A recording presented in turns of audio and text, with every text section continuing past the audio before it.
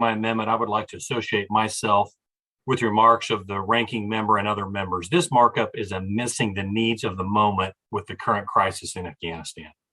Additionally, I believe that to rubber stamp this funding request without additional information on how it will be spent without offsets is simply bad governing. We must stop funding our agencies through reconciliations and contrived emergencies that leave our children to pay our debts years later. And if it feels like we've been here before, it's because we have. In February of this year, this same reconciliation tactic was used by the majority to give the VA $17 billion, despite VA providing shockingly little information as to how that money would be spent.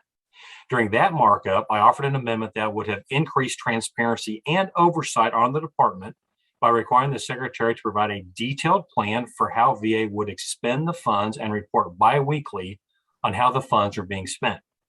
Additionally, my amendment required audits to be performed by the VA Inspector General and a review of the Government Accountability Office after all funds were spent to ensure that taxpayer money was not wasted.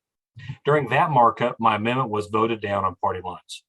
However, Ranking Member Boss, Chairman Takano, Chairman Pappas, and I worked together to introduce my amendment as a standalone bill, H.R. 2911, the VA Transparency and Trust Act. H.R. 2911 passed the full House by a vote of 411 to 4. I thank Ranking Member Bross for leading it, and I thank Chairman Takano and Chairman Pappas for their work with us on that bill. Despite having near unanimous bipartisan support in the House, H.R. 2911 was not moved in the Senate. I hope to fix that here today. The text of my amendment is nearly identical to H.R. 2911, only now it also includes the new funds granted in this reconciliation. As I said in February, we cannot ensure that every taxpayer dollar sent to the VA is truly improving the delivery of health care and benefits for veterans if we do not know why VA needed that dollar in the first place and how it was ultimately spent. Understandably, this necessary and granular oversight does come at a cost.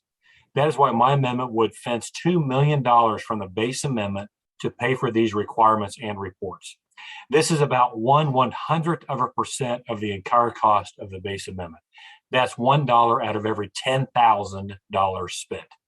As of last week, VA still has nearly $1 billion of CARES and over $16.5 billion of American Rescue Plan funds left unused, but Congress is no closer to knowing how our constituents' hard-earned money is being spent. Every single member of this committee voted for H.R. 2911 on the House floor. I hope to see that same unanimous commitment to transparency and oversight today, and I urge all my colleagues to support my amendment. With that, Mr. Chairman, I yield back. I thank you, Mr. Mann.